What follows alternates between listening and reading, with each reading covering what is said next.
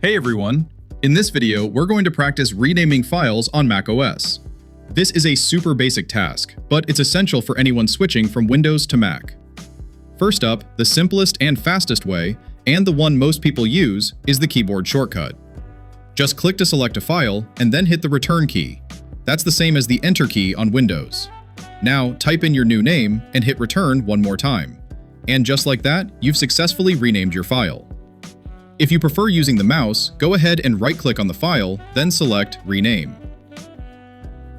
Move your cursor using the left and right arrows, type the new name, and hit Return.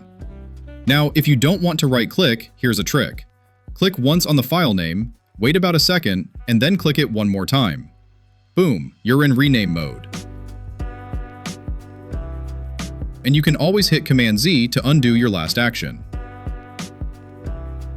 Next, let's tackle renaming multiple files at once. You might not use this every day, but it is a game changer when you need it. First, drag your mouse to select all the files you want to rename. Then right-click and choose Rename. Here, you'll see three options: Replace Text, Add Text, and Format. Let's start with Replace Text. Say you want to swap out a specific word in the file name. For example, if I want to change the word keyword to just key, I'll type keyword in the find box and key in the replace box. Then I hit rename. Now every file with keyword has been updated to key. I'll hit Command-Z to undo that.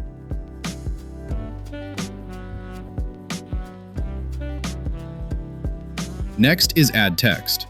Let's say I want to add the word Excel to the end of every file name. I just type it in here, select after name, and hit rename. Now all those files have Excel added to the end.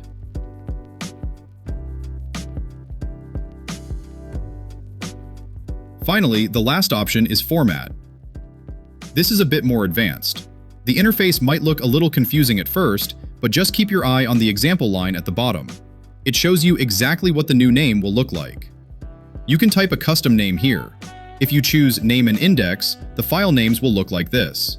You can set the starting number, or you can choose Name and Counter, or even Name and Date. Once you're set, just hit Rename.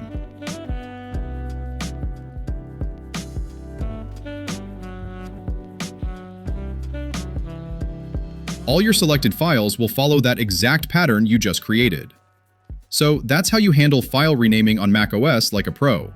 Don't forget to smash that like button, and I'll catch you guys in the next video.